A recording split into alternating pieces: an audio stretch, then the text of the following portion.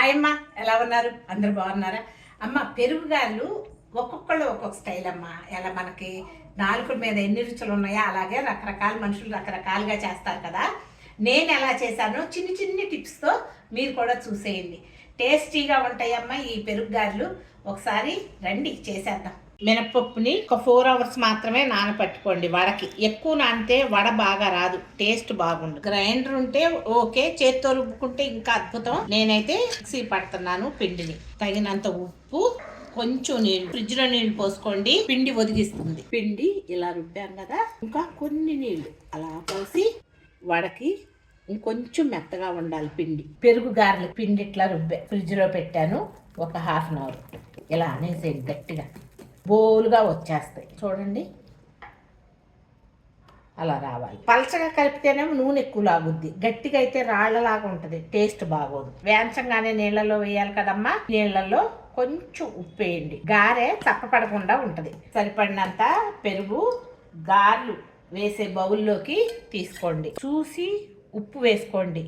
నీళ్ళల్లో వేసాము, వేదప్పుడు వేసాము, అలాగే పెరుగులో కూడా చూసి వేసుకుందాం. మళ్ళీ కావాలంటే వేద్దాం. కొంచెం నీళ్లు పోసి చిక్కడి పెరుగుని ఇలా గిలకొట్టుకోండి. కొంచెం అల్లం ముక్కను తీసుకొని గ్రేట్ చేయండి. అలాగే ఒక పచ్చిమిరపకాయ, అంటే మీ టేస్ట్లకు సరిపడానమ్మా. నాకు నా మనవడు వస్తున్నాడు, అందుకని నేను కారాలు ఎక్కువ వేయను అనమాట. నేను ఒక పచ్చిమిరపకాయ వేస్తున్నా. సన్న సన్న ముక్కలుగా తరిగి పెట్టుకోండి. పిండి తీసుకొని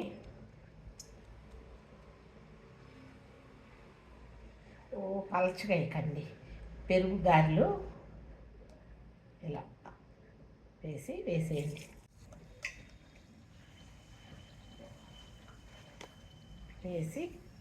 వేసేయండి. అన్ని వైపులా కాలేటట్టు ఇలా తిప్పుకోండి.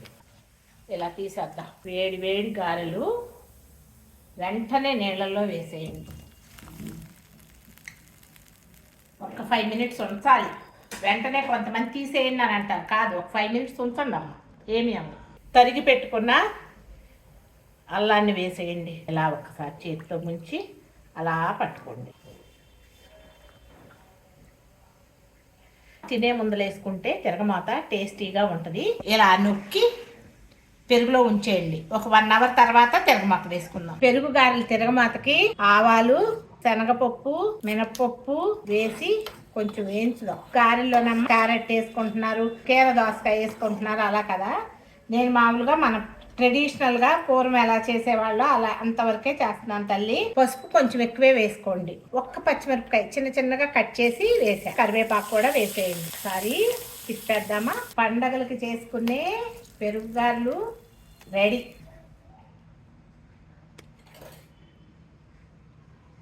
పెరుగుగారెలు నేను బూందీ వేయలేదమ్మా. అలా బూందీ వేసుకుంటే ఇంకా టేస్ట్ చాలా బాగుంటుంది. నచ్చినాయా మరి మీకు? నచ్చితే ఒకసారి చేసుకొని చూడండి. దాని తర్వాత షేర్ చేయండి తల్లి. కామెంట్ కూడా చేయండి నేను ఎలా చేశాను అన్నది. మీ కామెంటు నాకు చాలా ముఖ్యం. Thank you so much.